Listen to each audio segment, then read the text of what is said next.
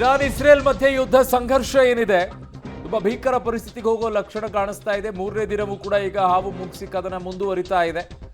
Iran ಸೇನಾ ಅಧಿಕಾರಿ ಸೇರಿ 400ಕ್ಕೂ ಹೆಚ್ಚು ಜನ ಸಾವನ್ನಪ್ಪಿರುವಂತಹ ವರದಿಗಳು ಬರ್ತಾ ಇದೆ. 600ಕ್ಕೂ ಹೆಚ್ಚು ಜನರಿಗೆ ಗಾಯಗಳಾಗಿದೆ ಅನ್ನುವಂಥ ವರದಿಗಳು ಬರ್ತಾ ಇದೆ. ನಿನ್ನೆ ರಾತ್ರಿ ಇಡೀ ಇಸ್ರೇಲ್ ಮೇಲೆ ಇರಾನ್ ಮಿಸೈಲ್ ಸುರಿಮಳೆಯನ್ನ ಸುರಿಸಿರೋದು. ಮಿಸೈಲ್ ಅಟ್ಯಾಕ್ನಲ್ಲಿ ಇಸ್ರೇಲ್ ಪ್ರಧಾನಿ ಪಾರಾಗಿದ್ದಾರೆ ಅನ್ನುವಂಥ ವರದಿಗಳು ಬರ್ತಾ ಇದೆ. ಟೆಲ್ ಅವೀವ್ನಲ್ಲಿರುವಂಥ ಬೆಂಜಮಿನ್ ನೇತನ್ಯಾಹು ನಿವಾಸ ನೇರವಾಗಿ ಟಾರ್ಗೆಟ್ ಅನ್ನ ಮಾಡಿಟ್ಕೊಂಡು ಇರಾನ್ ದಾಳಿಯನ್ನು ನಡೆಸಿದ್ದು. ಇಸ್ರೇಲ್ನಲ್ಲಿ 15 ದಿನಗಳ ಕಾಲ ತುರ್ತು ಪರಿಸ್ಥಿತಿಯನ್ನ ಘೋಷಣೆ ಮಾಡಲಾಗಿದೆ. ಸೊ ನಾನು ಬಿಡಲ್ಲ ನೀನು ಬಿಡಬೇಡ ಅನ್ನೋ ರೀತಿಯಲ್ಲಿ ಇದೆ ಇಬ್ಬರ ನಡುವೆ ಜಂಗಿ ಕುಸ್ತಿ. ಬಟ್ ಇದರಲ್ಲಿ ಅನೇಕರು ಸಾರ್ವಜನಿಕರೇ ಸಾವನ್ನಪ್ಪುವಂಥದ್ದು, ಅಮಾಯಕರು ಸಾವನ್ನಪ್ಪುವಂಥದ್ದು ನಿಶ್ಚಿತ. ಇದರಲ್ಲಿ ಯಾವ ಅನುಮಾನವೂ ಕೂಡ ಇಲ್ಲ. ಕಾರಣ ಖಮೇನಿಗೆ ಇರುವಂಥದ್ದು ಇಸ್ಲಾಮಿಕ್ ಮೂಲಭೂತವಾದ ಒಂದು ತಲೆಯಲ್ಲಿರುವಂಥದ್ದು. ಈ ಕಡೆಗೆ ಯಹೂದಿಗಳು ವಿಚಾರ. ಇಸ್ರೇಲ್ನಲ್ಲಿ ಯಹೂದಿಗಳ ಪರಿಸ್ಥಿತಿ ಏನಾಗ್ಬಿಟ್ಟಿದೆ ಅಂತಂದರೆ ಇಸ್ರೇಲ್ ಸುತ್ತಲೂ ಕೂಡ ಮುಸ್ಲಿಂ ರಾಷ್ಟ್ರಗಳೇ ಇರೋದಲ್ಲಿ.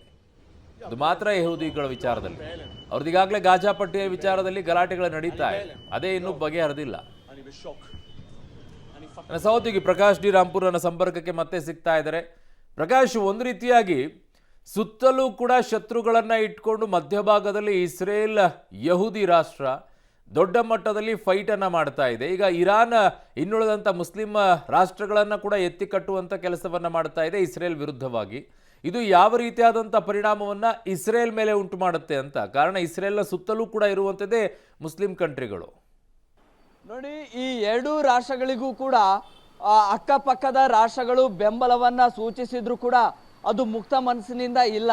ಅಂದ್ರೆ ರಾಜತಾಂತ್ರಿಕ ವಿಚಾರಗಳಲ್ಲಿ ಯಾವುದೇ ಒಂದು ತೊಡಕುಗಳ ಆಗಬಾರ್ದು ಅನ್ನುವಂಥ ಕಾರಣಕ್ಕಾಗಿ ಒಂದಿಷ್ಟು ರಾಷ್ಟ್ರಗಳು ತಟಸ್ಥ ನಿಲುವನ್ನ ವ್ಯಕ್ತಪಡಿಸಿದ್ರೆ, ಇನ್ನು ಕೆಲವು ರಾಷ್ಟ್ರಗಳು ನಾವು ನಿಮ್ಮ ಬೆನ್ನಿಗಿದ್ದೀವಿ ಅಂತ ಹೇಳಿ, ಆದರೆ ವಾಸ್ತವವಾಗಿ ಅದರ ವರ್ಷನ್ಗಳೇ ಬೇರೆ ಇದ್ದಾವೆ.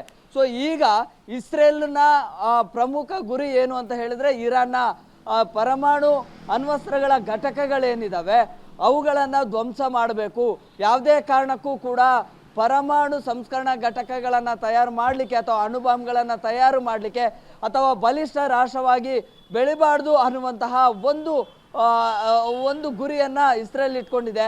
ಅದೇ ಕಾರಣಕ್ಕೆ ಸುಮಾರು 1.5 ವರ್ಷಗಳ ಹಿಂದಿಂದು ಕೂಡ ಆಗಾಗ ಯುದ್ಧಗಳನ್ನು, ಅಂದರೆ ದಾಳಿ ಪ್ರತಿದಾಳಿ ಆಗ್ತಾ ಇತ್ತು. ಆದರೆ ಈ ರೀತಿಯ ಭೀಕರ ಸ್ವರೂಪವನ್ನು ಪಡೆದಿರಲಿಲ್ಲ. ಕಳೆದ ವರ್ಷ ಅಕ್ಟೋಬರ್ 28ರಂದು ಕೂಡ ಒಂದು ಆಪರೇಷನ್ ಅನ್ನ ಮಾಡಿತ್ತು. ಅದಕ್ಕೆ ಪ್ರತ್ಯೇಕವಾಗಿರುವಂತಹ ಒಂದು ಹೆಸರನ್ನು ಕೂಡ ಇಟ್ಟಿತ್ತು. ಮತ್ತೆ ಇದೀಗ ಆಪರೇಷನ್ ರೈಸಿಂಗ್ ಲಯನ್ ಅನ್ನೋ ಹೆಸರಿನ ಮೇಲೆ ಮತ್ತೆ ಈಗ ದಾಳಿಯನ್ನು ನಡೆಸ್ತಾ ಇದೆ. ಸೊ ಇಸ್ರೇಲ್ ಈಗಾಗಲೇ ಸುಮಾರು 4-5 ಇರಾನ್ನಲ್ಲಿರುವಂತಹ ಪರಮಾಣು ಸಂಸ್ಕರಣಾ ಘಟಕ, ಬಾಂಬ್ಗೆ ಸಂಬಂಧಪಟ್ಟಂತಹ ಒಂದಿಷ್ಟು ಘಟಕಗಳೇನಿದ್ದಾವೆ ಅದರಲ್ಲಿ ಸುಮಾರು 4-5 ಇಫ್ಹಾನ್ ಜೊತೆಗೆ ನಟ್ಟಾಂಜು ಪ್ರದೇಶದಲ್ಲಿ ಸೇರಿದಂತೆ ಸುಮಾರು 4-5 ಪ್ರದೇಶಗಳಲ್ಲಿ ಪರಮಾಣು ಅಣ್ವಸ್ತ್ರಗಳಿಗೆ ಸಂಬಂಧಪಟ್ಟಂತಹ ಜಾಗಗಳ ಮೇಲೆ ದಾಳಿಯನ್ನು ನಡೆಸಿದೆ.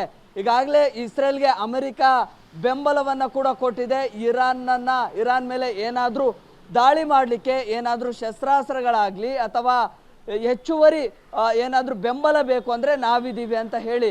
ಸೊ ಅದೇ ಕಾರಣಕ್ಕೆ ಇರಾನ್ ಅಸಮಾಧಾನ ವ್ಯಕ್ತಪಡಿಸಿದೆ.